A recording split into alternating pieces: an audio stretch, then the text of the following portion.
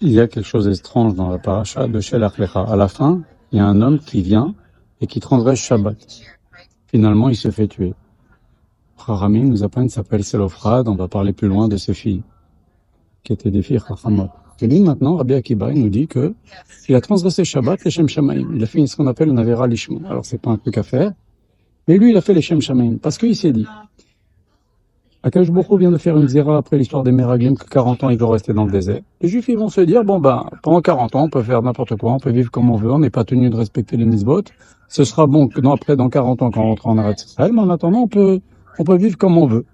Et lui, il a fait la chose suivante, il a transgressé Shabbat. Il savait très bien qu'il allait se faire tuer, pour montrer aux Juifs que on est tenu des mitzvot, on est tenu de respecter Shabbat, on doit faire attention à tout cela. Bon, il a fait ce qu'on appelle une Avera Lishma. On n'est pas au niveau de faire une chose pareille, mais il a fait une Avera pour réveiller les Juifs, qu'ils fassent attention. Maintenant, où est la récompense de cet homme? Il a quand même fait quelque chose de bien, parce que grâce à lui, les Juifs, ils se sont dit, oulala, on peut pas faire n'importe quoi, hein. Et, en plus de ça, mieux que ça, le Tana de Beliou, dans le Perek Sheni, il nous dit que Akadosh Baruch Hu a donné la mitzvah de tzitzit, parce que, voyant que les Juifs ne mettaient les tefilines, toute la semaine, on ne met pas le Shabbat. Comme on n'a pas les tefilines sur la tête le Shabbat, on oublie la présence d'Akadosh Baruch Hu, on oublie notre attachement aux mitzvot, notre devoir de faire les mitzvot. Alors, Akadosh Baruch Hu l'a donné. Tout de suite après, on voit que la Torah nous donne la mitzvah. Après cet épisode, la Torah nous donne la mitzvah de tzitzit, parce que les tzitzit, on les a tout le temps, 7 jours sur 7, toute l'année. Donc, il a été zoré que les Juifs ils respectent Shabbat, et il a été zoré qu'Akadosh Baruch Hu donne la mitzvah de tzitzit. Où est la récompense de cet homme? On peut se demander. Alors, le Harizal, il dit la chose suivante. Il dit que la Gemara nous raconte qu'il y avait Chassid Echad. Un Chassid. Un homme, ça veut dire pieux. Un homme qui fait plus encore que les choses obligatoires.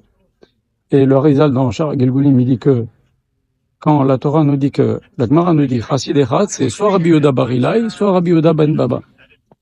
Et en fait, là, c'était Rabbi Yehuda Bar Ilai, qui est, je vous le rappelle, un des 5 élèves de Rabbi Akiba. Rabbi Akiba, quand il a perdu tous ses 24 000 élèves, il a formé 5 élèves, Rabbi Shimon Bar Yochai, Rabbi Meir Balanes, Rabbi Yehuda Bar Ilai, et encore 2 autres. Très bien. Et donc, c'est Rabbi Yehuda Bar Ilai, un jour Shabbat, il marche dans son terrain, et il voit que la barrière de son terrain est brisée. Et il a dit, il va falloir que je fasse comme ça pour le réparer.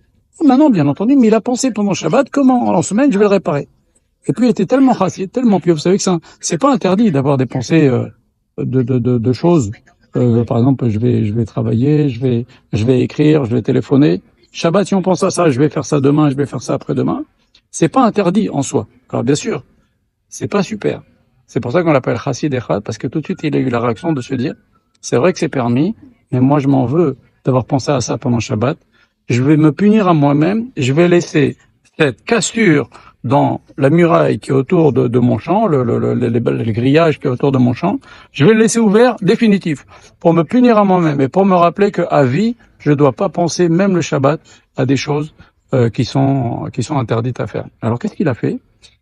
Akadosh Baruch Hu, il a fait pousser un caprier à cet endroit-là. Slaf Chad, me dit la Gemara. Un caprier poussé à cet endroit-là. Et non seulement il a comblé l'endroit où la barrière était cassée, mais en plus de ça, il a vendu les capres, il s'est fait parnassa avec. Rabbi Yehuda Bar Ilai, il faut savoir, la Gemara, il nous dit que la génération la plus élevée de toutes les générations, c'est les Rabbi Yehuda Bar Ilai et ses élèves. Et la Gemara nous dit qu'ils étaient très très très très pauvres et ils se couvraient avec une couverture, ils se couvraient 6 personnes. Pourquoi? Parce que quand il y en avait un qui se rend compte qu'il était couvert, il disait pourquoi mes pauvres, mes amis, ils sont pas couverts? Il l'apportait aux autres, il pensait aux autres. Et donc il était très très très aimé. Combien d'histoires dans Brachot de ce Rabbi Yehuda Bar Ilai, Akadosh Baruch Hu, il aimait énormément. Très bien. Et donc ce Rabbi Yehuda Bar Ilai, Akadosh Baruch Hu lui a fait un S, il a comblé la barrière. Très bien. Et maintenant, regardez ce que nous dit le Harizal. Et c'est pas tout. La Gemara nous dit encore autre chose. Elle nous dit que Rabbi Yehuda Bar Ilai, ce qu'il faisait le vendredi, on lui apportait de l'eau chaude, il se lavait les mains, il se lavait les pieds, il se lavait le visage, il se mettait des beaux habits et un beau tzitzit, et il attendait l'entrée de Shabbat, comme une reine. La reine Shabbat. Et donc, maintenant le Harizal, quel rapport avec tout ce que je viens de vous raconter? Le Harizal, il nous dit que Rabbi Yehuda Bar Ilai, c'est le Gilgul de Tselof Chad. Et c'est pour ça qu'il lui a poussé dans son champ un Tselaf Chad, un caprier. Et donc, il a été récompensé, ce Sélophrad, qui a fait une Avera Lishma. Il est revenu en Gilgoul et il a mérité d'être un des plus grands Chacham de toutes les générations, un des plus grands Tanaïm, Rabbi Yehuda Bar Ilai. Et en plus de ça, on a appris de lui, comme la Torah au début dans notre paracha nous apprend, après cet épisode-là, la mitzvah de Tzitzit, lui aussi, le Rambam il rapporte que le Shabbat, on doit se préparer, on doit se laver, on doit s'habiller bien, et on doit être prêt pour rentrer dans Shabbat avec tout le kavod. Regardez la récompense qu'il a eu ce Sélophrad. C'est extraordinaire ce que nous dit le Harizal. Hashem Yimachem.